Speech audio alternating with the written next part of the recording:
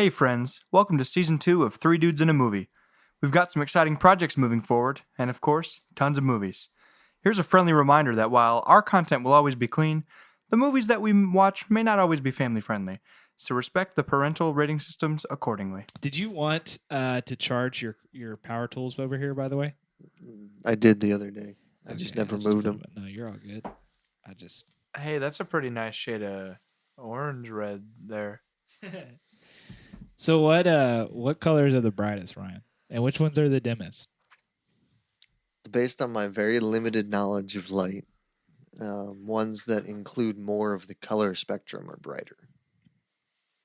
So like what? So in That's the a whole case of can of this, worms. so in the case of this LED tape, when Ryan, you see most the white, of your limited knowledge is more than any knowledge I have. I just want you to Ryan, you're doing all right. Yeah. So go ahead, explain it to me. with the LED tape, in this case, this is RGB or RGBA tape, LGB, which means there's a LED node inside of each node.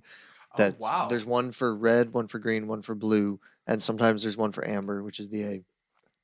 And when they produce the white, it's all of them on at full blast. So is this as bright as it gets? I believe this is as bright as they'll get. I like it. How dark does it get? Besides turning It has a dimmer, so you can adjust the brightness from the brightest point. Well, that is just neat. I'm gonna post the lights on Facebook, and it's just zoomed in on, or on Instagram. It's just zoomed in on my face. It's your B-reel. You You just screenshot your B-reel. horrifying. Wait, can you do that? Can you screenshot other people's B-reels? Yeah. Nice. Yep. Nice. New lights for the studio. Oh, I'll say the studio. All right, I'm gonna make a goal. Golazo! This summer, I'm gonna start. We're gonna start the process of making a professional logo. Really? Yeah. We're gonna like outsource it? For the summer, or we're gonna wait till the summer? No, wait till the summer when I have a second to breathe. That's fair. Yeah. Got Wait it. till the summer, and then we'll begin that procce. That feels good. That's only And then you come back in the Three- fall. And three you months, mail your I'm game. about it. Yeah. I mean, I got a contact, but I feel like that should also fall in line with like working on a studio space here. We could New logo. just cost money, Yeah. which Well, we don't really have. Well, that's why I'm waiting till the summer. I'm gonna be saving up that money. You're gonna save up money for No. Okay. But I mean, I'll at least say it. I'll have That's less. Student loans will be a thing again. I think. Okay. Oh no.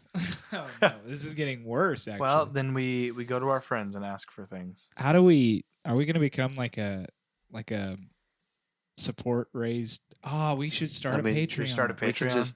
We can do that, or we can check the box that the ads roll with the podcast. We should get to that soon. I don't think that that's appropriate talk to our listeners. We are Are you guys recording. enjoying this? Oh, hey guys, you're listening to Welcome to Three Dudes The in a thing Movie is, the if podcast. they're only in 30-minute chunks, and you Welcome. can hit the button. I feel good about that. That's true. What's Or your we should name? do ad reads. My name is Jacob Thomas. Hey, I'm Marty Bedwell. And I'm Ryan That's Pudback. Ryan. Ryan who? Putback. Sorry, I just want to make Ryan on the keys over here. We're We're excited to be back. Took a week off because last week was Super Bowl Super Bowl. Sunday. Sorry, Marty. Yeah, my heart was shattered. But go Birds till the day I cry. And also, it was a very busy week for all of us. Gosh, this week was too much. This Ryan week- was like, well, the only day that I could record is Tuesday, which was Valentine's Day, which just so happened to be the day I couldn't, which is tough. But at the time I said, yeah, for sure. And then I looked at my calendar. I was like, no, for sure. for sure not. That's not working. And Yeah. now I'm realizing why we didn't do it Tuesday night. Oh, just now? Yeah, I'm sorry. But I took some ZQL and conked out at about 8 p.m. on Tuesday night as soon as we decided he's we like, weren't no recording. podcast, we're going to bed. That's right. Yeah. But we're back now. And because of that, what should we? We're going to record a couple episodes. That's right. We're going to do the Prestige first. Yeah. Are we going to release these or are we just going to space them out? We'll space. We'll space them out. Okay. Yeah. So we'll just be like, this is pre-recorded. Yep. But you'll know. You'll know that we recorded the Prestige and Ant-Man on the same night. You'll know because our sports references are vastly outdated, As they tend to be. as they tend to Oh, anyone who goes back and listens to Life is Beautiful as they listen to Kentucky be. Oh, man. lose in Can't the... wait for them to not make it in the tournament. Part of me wonders whether or not I want Coach Cal there because they're not great. He's kept them... He's kept them Where pretty they are, steady. yeah. But at the same time, he's pretty quick at turnaround teams. He could do it again next year. He could probably Yes, he win one could. next year. Yes, so he could. I'm kind of nervous. Speaking of last year, I think were around the time that we started. I last forgot year. to say, we're coming up on March. That I was got when we I started got posting in my March, but Facebook. we had a few My of them. Facebook memories had the. Remember when we had that poster that we changed because it said 2 dudes in a movie? Mm-hmm. Yeah, we're coming up on a year. That's pretty wild. I think that we've been crazy? recording for a year. Yeah, that is pretty crazy. See, 3 dudes in a movie. That's Instagram. Thank you. Instagram. February 16th. 3 days ago. We launched this. Wow. False poster. That's right. That's cool. It is pretty cool. It's pretty cool. So anyway, we watched The Prestige. What was our last episode on? Do you remember? Puss in Boots. Puss in Boots. That's right. So yeah, now we're back. We're back, kind of getting back to the list. Yeah. For an episode, and then we'll go back into some new releases. But yeah, this was we watched The Prestige. Woo! Fantastic movie. Man, it was good. So much to think about and to let percolate. A movie that is 17 years old, That's which is crazy. weird. Yeah, to it's think kind of about. crazy. It's like it's going to hit the 20-year mark soon. And this is a Christopher Nolan. I've said this to you guys. It is very much the most accessible Christopher Nolan movie, like to the public. Like if you want to know what Christopher Nolan is about, and not be totally and confused, not be overwhelmed entirely. yeah, this is definitely the one for you. And so, yes, let me look up. I want to pull up. he did the Batman's movies, right? Yeah, he did. Yep. Yes. So yeah, if you're not familiar, Christopher Nolan, like I said, he did The Prestige, the Dark Knight trilogy, Inception, Interstellar, Tenet. He's got Oppenheimer coming out in Can't the wait summer. for that. In the summer, right? Yep. I'm super excited about that one. Oh, that's gonna be good. Dunkirk, Memento. Memento is also on the list, so I'm really excited about that one. That one's a little crazy. But so yeah, The Prestige is after a tragic accident, 2 stage magicians in 1890s London engage in a battle to create the ultimate illusion while sacrificing everything they have to outwit each other. What is the ultimate illusion? Let's go into it. Oh, I don't remember. I'm just kidding. Are you asking what it was in the movie, or what? Okay. No, actually, metaphorically, what do you guys think is the ultimate illusion? Chris Haynes, just go. In the movie. In the movie, they're just teleporting, basically, moving from one place Yeah, in space to it's another. teleporting. Yeah. And there was 2 methods of accomplishing it. Yeah. So this is one that The Prestige is a book. It's based upon a book by Christopher Priest. I have not read that book, but I am definitely going to be reading it. I've seen You put it on your Goodreads. I did put it on my Goodreads. But this is, I assume that this is directly from Michael Caine. He opens up with this quote from the book. But he says, every great magic trick consists of 3 parts or acts. The first part is called the pledge. The magician shows you something ordinary, a deck of cards, a bird, or a man. He shows you this object. Perhaps he asks you to inspect it to see if it is indeed real, unaltered, normal. But of course, it probably isn't. The second act is called the turn. The magician takes the ordinary something and makes it do something extraordinary. Now, if you're looking for the secret, but you won't find it. Because, of course, you're not really looking. You don't really want to know. You want to be fooled. But you wouldn't clap yet, because making something disappear isn't enough. You have to bring it back. That's why every magic trick has a third act, the hardest part. The part we call the prestige. It's pretty neat. That's a really good quote. Michael Caine. What is it about? Have you guys ever been into like magic, illusions, that kind of stuff? I used to enjoy a good magic show, but never to the point where I tried to learn any tricks or anything. Okay. I've never really had a magic face. Ryan? No. But I did enjoy one season of America's Got Talent where a close up table. What do you call it when it's hands? I don't know. Okay, it's like just table magicians. Oh, okay. Yeah, sleight of hand kind of stuff. Oh yeah. Where he won the whole thing, and it was really cool because he wasn't like gonna use the whole stage. No, it's like we're sitting at the same table and he's just doing stuff. That's pretty cool. That stuff I love a lot because it's right there. It's as close as we are right now. Right. But it's just here's a duck.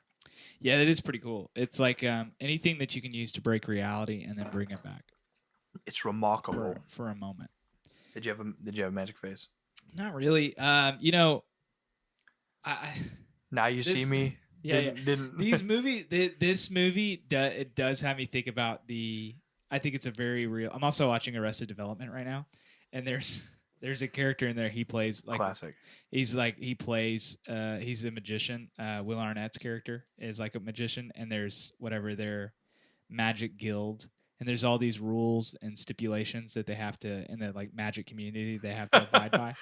That's great. And so now it's like now that you know you've been invited into that community, you're like, oh wow, there's so many laws. Yeah. And so one of them, I do remember. Do you guys remember? I think it was on NBC.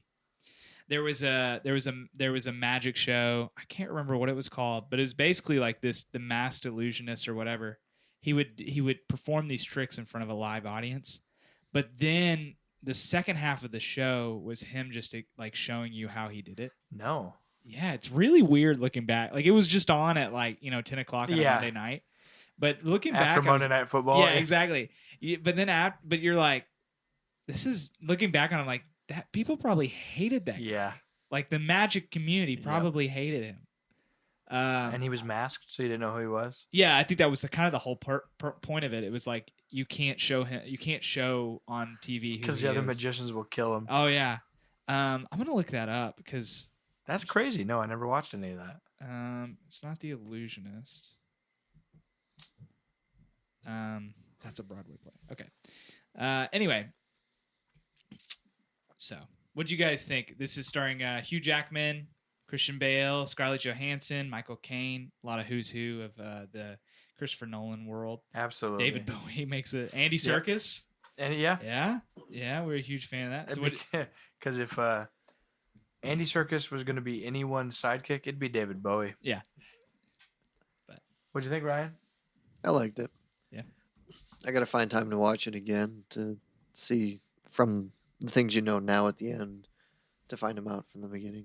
Kind of watch it through the story. Mm-hmm. I'm about it. I'd love to rewatch this. This is very good. There's a lot to appreciate about this movie. A lot of it's just really, really brilliant. It does the very Nolan thing where it's like, oh, which one of the plot twists that you think it is correct? Oh, it was none of them. Yeah. Yep. And I'm a sucker for that, as we all probably are to some degree.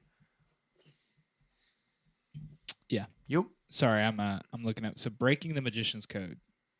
Magic's biggest secrets finally revealed. It was called Breaking the Magician's Code. Yeah, and then on the last episode, the masked magician is Val Valentino.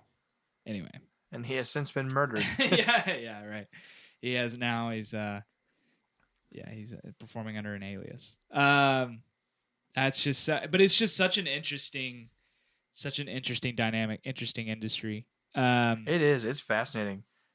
A little bit of a timepiece that I enjoy. I'm not always the biggest fan of turn of the century, like late 1800s, early 1900s, especially like England. That's not really my bread and butter. But if you show me something, it's kind of weird. It's like the stuff that I don't really consider as popular today that was their entertainment then. Like when you can step it up and raise the stakes, like it was a matter of life and death for these guys. It really, that's true. It's just like that kind of stuff I really do eat up. Dying during some of these tricks would be pretty simple. I don't think it'd be that far-fetched to die. Yeah. Yeah. Well, and like it's especially because I always try to bring it back to video games if I can. So one of my favorite video games of all time, Red Dead Redemption 2, has a bit of that. It features Tesla. Tesla's in the game. Tesla's in the game. He's doing things up in the mountains where it's a fictitious, but I mean, assumedly like Colorado, like Rocky Mountain kind of area, and kind of similar to this, like where he was tucked away doing all sorts of experiments, and something about just unveiling a little bit of the unknown that's kind of scary. Like Sure, I said, it's sure. breaking reality and then coming back and then refusing to give the answer as to what you're doing. But the knowledge of that can be so dangerous. Oh, absolutely. And well, this movie plays on that fact very well. Red Dead 2 plays on a lot very well. but Yeah. Doesn't really. That's it's like a doesn't really minor. leave us there. Yeah. Same year though. Takes place during the same time. Yeah, exactly. Yeah, same time. 1899. Yeah. Well, I guess the Prestige takes place over quite a bit of time, but Right. The same time period. Yep. Yeah. So what's the twist? So we have these two, Christian Bale, Hugh Jackman. They're competing magicians. Well, okay, they say they start off as they're both under, I guess, the same company. Yeah, they were like they're working together, apprentices or something. Yeah, and then like part of the trick, one of the tricks is to tie up this girl in a water tank. Yep, which she has to escape. Yep, and that was Hugh Jackman's wife. Yep. And that's the cool thing about illusionists and such. While a lot of their tricks are just sleight of hand or misdirection, but then they got stuff like this where like that trick in real life, like that girl actually has to escape the rope and get out of the water. Yeah. Or she will die. Right. Like, and that's real. Yeah. And that's so funny how that's the same that's the same industry as card tricks. Yeah, exactly. Yeah. But yeah, so Christian Bale's job is to tie up her hands. Mm-hmm. And one time ties the wrong knot and she drowns. Which Well, makes it's still not known. Yeah. If the different knot got tied. At that point, and they kind of been, one of them had kind of been, Christian Bale's character had been fiddling around with, hey, why don't we do this knot instead? And they're like, no, don't do that knot. Just stick to. Yeah. And she wanted to try the knot. Yeah. She did. So anyway, she dies, and that's sort of the catalyst for what happens next, which is both go their separate ways and then pursuing their own career. And then they come to the ultimate illusion, which is somehow each of them are able to perform tricks in which they teleport. Yeah. Which would be would that be, is that the Prestige is like the teleportation? And then the, whatever what's the second act would be the turn. Actually, the turn is they're somehow multiplying themselves. Yeah. You think they're teleporting. Yep. But then it's not. Yep. There's a way of which they're literally multiplying. That's really neat. Yeah. That's pretty cool. And I like the different ways that we get to work through with Hugh Jackman's character, trying to figure out that. Yeah. Because, you do see a lot more of his side of that. Yeah, because pretty early on, Christian Bale's character learns how to do this. We don't know that yet, but he has this perfect trick where he bounces a ball, goes behind a door, and on the other side of the stage steps out and catches the ball, which I'd still be pretty impressed if he didn't catch the ball, but man, that would be a buzzkill. But, he was there. Yeah. And so getting to go along the ride with Hugh Jackman as we learn why, how, what is happening. Yeah, it's a process. It gets kind of scientific. It does. It's really neat. I think it's an interesting reflection of there's sort of a contrast between their journeys and each of their characters.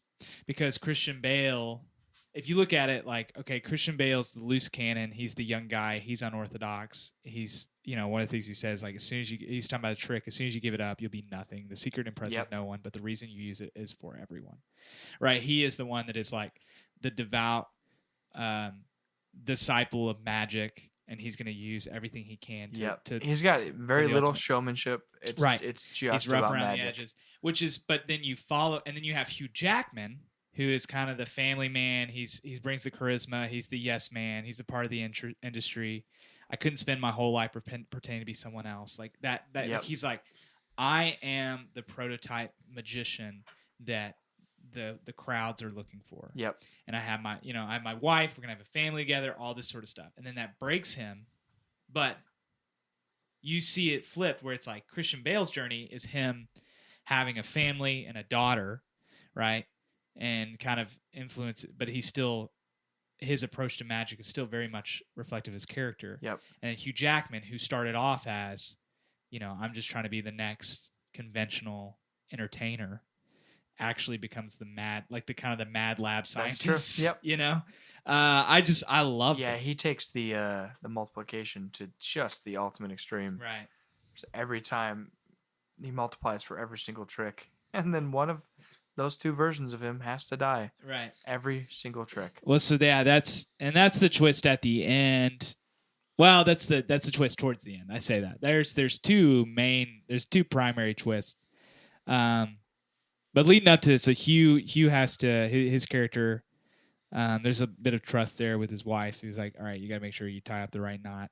And it kind of drives him crazy. Like he tries to shoot Christian Bale's character in the middle of his act. Gets a couple of fingers. Yeah. I also love this because he's kind of becomes the opposite of The Greatest Showman. Like The Greatest Showman. That's true. Like a little few years later is The Greatest Showman. But this one, it's like he's jaded, he's cynical, he's willing to hurt others, push the limits. But also, how did you guys feel? I think Ryan, maybe it was Ryan that while we were watching it was talking about the kind of the multiple timelines that are going on. Or one of us was or maybe we were watching with Tristan. Maybe there was kind of some time jumps between the trial. It was hard to follow the time jumps a little bit at first. Yeah, you caught on by the end, but in the first half was hard to follow. You don't really know what's going on because you just especially with them changing looks and stuff so much. That's true. You get into starting in the mountains. Yeah, kind of makes it like, where are we the rest of the time? Yeah. So yeah, it kind of bounces forth between the trial, the start of their careers, like the moment that brought them together, or kind of, I guess, set them apart. Yeah. And then it kind of goes back and forth, like I said, between Christian Bale dating Rebecca. He's kind of on the streets, and then Hugh Jackman's rise, and then him traveling to Colorado, meeting with Tesla, building this machine, and then how is that's him kind of bent on revenge, and he's so what's crazy is he's the one that pushes the rules of magic. Sure. Right? Like he is the one that's like, he says, I saw happiness that should have been mine. And he's talking about specifically to Christian Bale's character. Yep. So. Which understandably jaded. You killed his wife, and now you have a family. Yeah. And then the game starts where they try to sabotage each other's performances, which I love. Those are like the best. It's those like are the best high ones. stakes. Which how many times do you have to keep picking each other before you're like, okay, this like you pick, like whoever's your Scarlett Johansson kind of bounces back between them as their hand, but it's like, why do you keep picking the other guy? They get picked enough that how I think I asked this in the middle of the movie, but how, like, I believe that at least some semblance of the magic illusionist scene was alive and well in the in 1890s London. Sure. But how much of a problem do you think that was? It was like they were all trying to sabotage each other. Because I'm all for that up to a point. I don't want to see people dying. Yeah. But I am up to the point of like, keep your fingers. Yeah, I do like the idea of like the guy, he like comes out, and as a Christian Bale's character comes out and he's like making fun of him. He's like, he can't even watch himself. He's like bowing under the stage. Or how does it feel to take your bows under the stage? Yes. That's the other one that's like, so the ultimate trick is that somehow they're teleporting. Michael Caine tells from the beginning the secret to Christian Bale's trick, which is he has a double. Yeah. He has a double. And he does. He has a twin brother that no one knows about, which is like the ultimate twist. But Hugh Jackman kind of has, I mean, he brings on an actor he's a loose cannon. He can be easily bought off with alcohol, but he kind of does that as well. And then it's like, well, no, there's got to be something more. And so then that's when he goes to Tesla. But I do love that. Like, how does he think? Christian Bale's character is like, how does he feel taking his bows underneath the stage? Yeah. It's like that is what.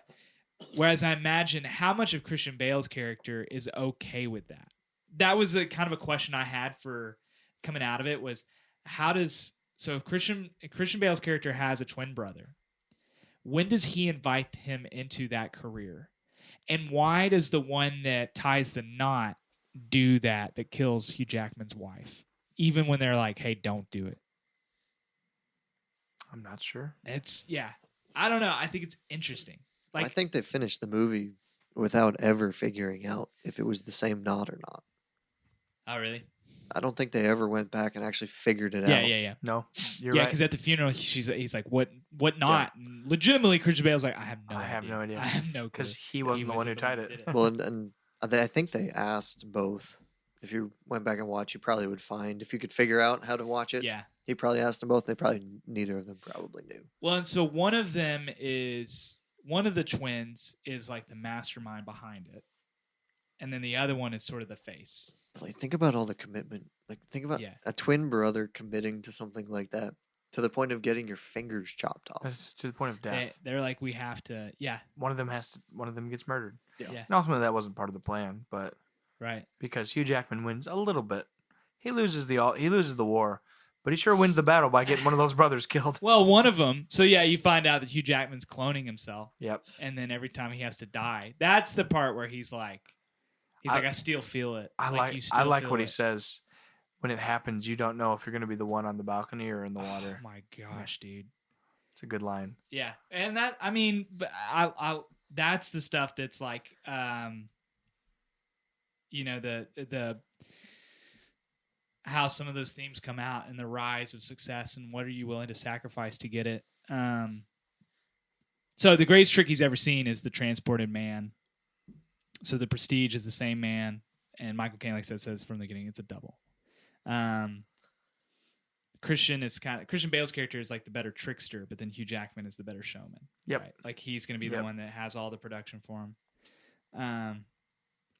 Which one of them? I think somewhere along the line, he's like, I don't need him to be a brother. I need him to be me. Sure. Oh, that was it. Yeah, he's talking about Hugh Jackman. He's like, I need him to be me. But Christian Bale's brother was him. Like it was him. And you see that throughout. So this is, I don't know. This is my first time rewatching it in a long time. And so there's a lot of that with Christian Bale's character specifically.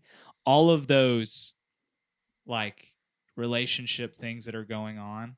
Like one of them falls in love with Scarlett Johansson. The other one, like I said, falls in love with Rebecca Hall. Yeah. And then Rebecca Hall, she commits suicide, right? Bummer. Yeah. And Scarlett Johansson is like, why aren't you more heartbroken about this? This is your wife. And like, he can't tell her. Yeah. Like, that's the thing. It's like, there are people. But he does tell her, I love you more. Yeah. Because that one does. Really does. Yeah. It's like they were speaking the truth. Yeah. You know why the other one probably wasn't there? Because he was heartbroken that his wife died. Yeah. Then there's the scene where they bury one of them underground. That was intense. Yeah. Where he gets kidnapped. Yeah. And so they celebrate. Where's Milton? Down in the ground. Literally right there. Mm-hmm. Yeah, like I said, the truth is a slippery notion in our line of work. Does he enjoy his bows under the stage? I love that. Do you think you went too far with the bird? Yeah, maybe. Yeah, that woman screamed. She was like helping out with this trick, and then again, one of them. She screamed so loud, I thought her hand was caught in there for a second. Yeah, I know, right? But nope, it was just a bird. Yes, just a bird. I like birds. I also think that there was an interesting when they were first. Michael Caine puts them up in the or kind of towards the beginning when they're setting up this relationship that these two guys have. Michael Caine sets up or is it Michael Caine or one of the showrunners that is like, if you want to take main stage at this theater, you figure out what this guy is doing. Yeah, and it was that like whatever the Oriental man who like he's able to like lift something up. What was the trick? It was the goldfish, right? Yeah, it was something with a goldfish. He was like literally made a bowl, water, and a goldfish appear out of nowhere. Yeah. And we see the scene of Hugh Jackman afterwards trying to figure out how he did it and everything. Yeah. But it was Christian Bale who realized as that Chinese illusionist was walking out of the theater. He's like, look at him, so committed to his craft. Oh, yeah. He's not that weak. His limp is fake. Nice. He's just committed to it in his real life for the illusion. Yeah. Like himself, truly, that is not him. Yeah. Which is the same thing. I mean, that's what Christian Bale Hugh Jackman says. Yeah. I couldn't live as someone else. That's right. But then meanwhile, Fallon is living a double life. Yes. Fallon, their henchman. Yes. That's very cool. That's pretty cool. It's a good movie. It's very good. I'd say go watch it. We definitely just spoiled everything. So if you're listening to this, I hope you've seen it before. This reminds me of a question that I'm pondering now. But I remember in I don't know, somewhere in school there was a poster. It was like science asks, how can we do it? Ethics asks, should we do it? And I feel like that's very much Yeah, a I've seen question. Jurassic Park. Well, yeah, it's Dre. It has something to do with Michael Crichton. But it asks like, okay, so like, how far is too far? Sure. You know, it feels like a lot of times Michael Caine is the only voice of reason. Yeah. We talk about Hugh Jackman and says you don't understand what it's like to drown every single time. You're looking at quotes. Yeah, I'm looking at some of these. It's just, I don't know, man. What side do you think? So I think it's interesting to look at, in light of these two men's careers, to look at Michael Caine's motivations behind it. Because what was he doing? Was he a mentor to them? I guess. I mean, he had to have got a cut of their revenue, right? Just from the businessman side of things. But is there ever a part where he leaves Hugh Jackman to go to Christian Bale? Because eventually he goes to work with Christian Bale at the end. But is there ever like a point where he's like, I'm done with this, I'm going over here? Right? He did end it on... He does leave him. But no, that's at the very end. When he sees him and he's like, you're getting an innocent man killed. Yeah. And then he leaves. Mm-hmm. That's interesting. Yeah. Not really.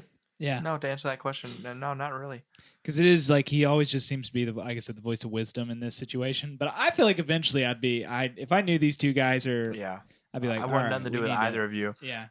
Well, but he does know what the machine is, the cloning machine, right? Sure. Well, by the end, yeah. Yeah, and he's like trying to make sure it gets dropped to the bottom of the ocean. Yep. And then Lord whatever wants to buy it. Which is Hugh Jackman. Turns out it's Hugh Jackman. That's also mine. That's a fun twist. It is. Yeah. It is. It's like I'm sure that's the original one. Mm-hmm. And so he cloned himself. He clones himself every night for the show, but he cloned himself one extra time. Yep. That way he could go be Lord what's his name.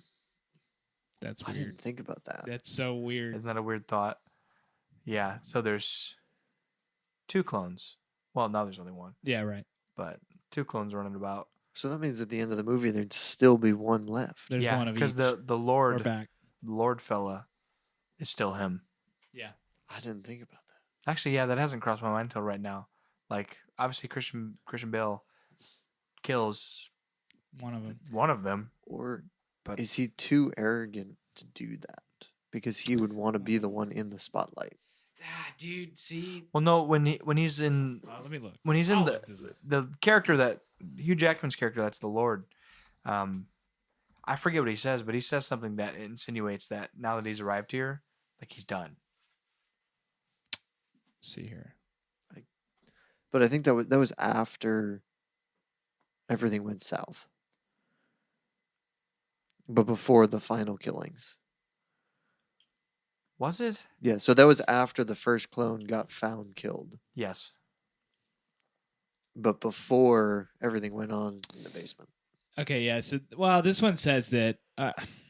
This one says, yeah, that last Angier did die. He did die. And that was Hugh Jackman? Yeah. No, he did, didn't he?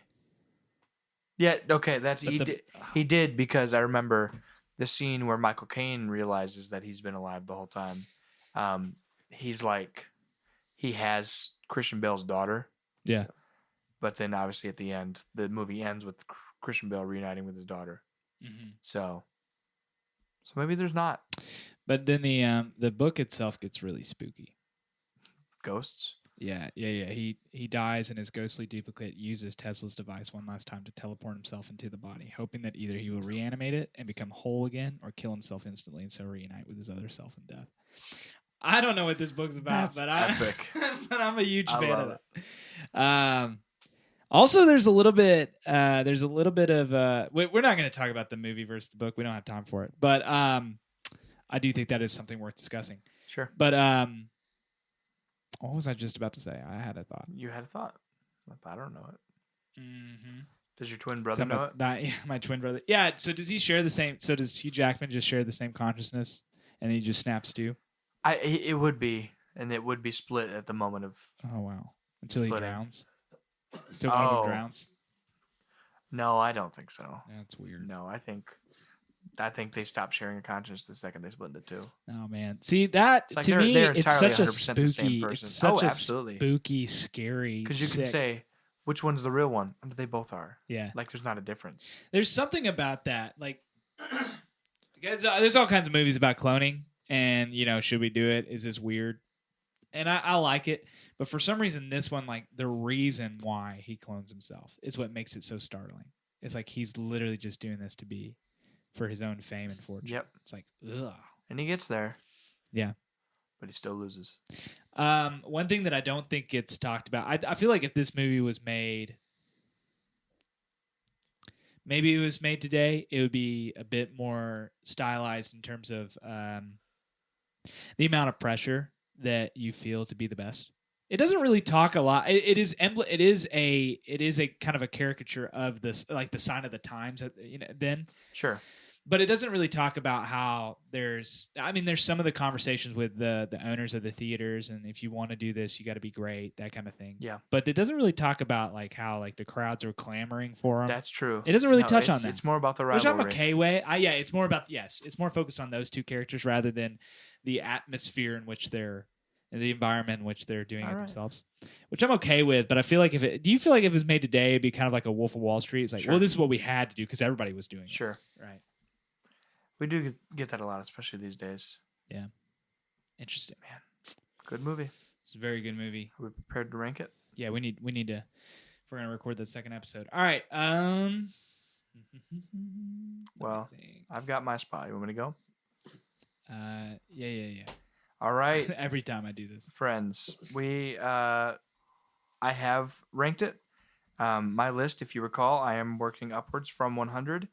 I have 81 is the highest spot at the moment.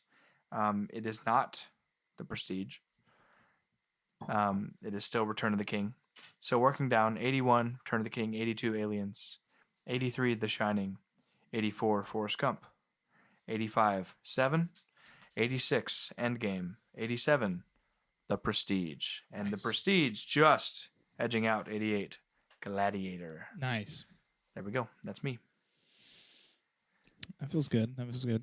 I'll do, so at number 3, I had The Shining. Number 7, Lord of the Rings, Return of the King. Number 8, The Prestige. Number 8. And then number 11. Big. And then number 11, Forrest Gump. Yeah, this is always one that I've always, it's a special movie. It's fun that we're doing this podcast because I've always known that, like in my heart of hearts, that the top 10, like The Prestige is in there. I just don't know where. It's not top 5, but I don't know that 6 through 10 spot. I never knew. 8. Yeah, so number 8 feels good. Octagonal. Yes. I dig it. Brian? If I was ranking these, it'd be higher up there. It'd be up there. You want to ballpark it?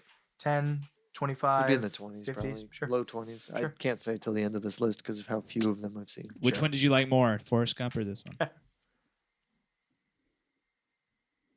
don't know. Uh-oh. I'd have to watch them both back to back to give you an answer. They're both period pieces, so there's not a lot of correlation or overlap. I honestly might put The Prestige like one above Forrest Gump. Man, I couldn't do it. I also feel like this is one, like I said, it is weird to me. You watch this and you're like, man, this is almost 20 years old. It doesn't feel like that. No. It feels timeless. Like you just gotta go like watch. Gladiator was 2000. Mm-hmm. This was 2006. Yeah. That feels like they're 2 decades apart. That's true. Yeah, it does. Yeah. And I just say Gladiator because it was the next one, but honestly, it does. Yeah, there are. Yeah, well, Yeah. So go watch it. We just talked about it, but Even but if you're here and we had it spoiled, go watch it again. It's spectacular. Now that you watched it one time, go watch for these things. You understand kind of what's going on. You understand the twist. Now go watch it again and have your mind blown again. It's the Knives Out and Glass Onion rule. Yep. Yeah. Go and now and watch for those things. Yeah. Now you have you have watched a Christopher Nolan movie. That's right. You understand. It's the gift that keeps on giving. That's right. All right, guys. We love you for listening. Are we announcing the next movie? We'll do that next. Or do we want to do it right now? Oh, yeah. I said we're about to record. Do we want to make him wait a week? No, I told him we got it. Told him at the top of the hour we're doing Ant-Man. Strike the iron while it's hot. So we are going to be doing Ant-Man. What's the madness? Ant-Man and the Wasp: Quantumania. Okay, cool. Right now. So goodbye. Be talking to you guys. Bye. See you. Thanks for listening to the Three Dudes in a Movie podcast. We appreciate you. Feel free to follow us on Instagram, and be sure to give us a review on Spotify, Apple Podcasts, or wherever you listen. Have a great day, and remember, movies are good. All right, bye.